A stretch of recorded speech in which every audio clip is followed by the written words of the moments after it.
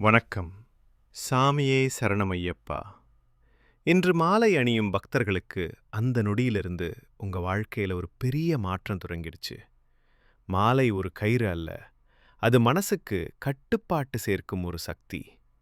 இந்த 41 நாள் விரதம் ஐயப்பன் உங்க வாழ்க்கையில வெற்றிக்கு தேவைப்படும் மன வலிமையை சேர்க்கிற காலமாகும். உங்க பயணம் எளிதா இருக்காது. ஆனா ஒவ்வொரு கஷ்டத்திலும் என்னால் முடியும்னு சொல்லி முன்னேறி செல்லுங்கள். ஐயப்பனே கூட வந்து உங்கள வழிநடத்துவாரு.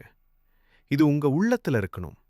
நீங்க நடக்க ஒவ்வொரு படியும் உங்க வாழ்க்கையில மேலும் மேலும் உயர்ந்து கொண்டு போக ஒரு படியா அமையணும்.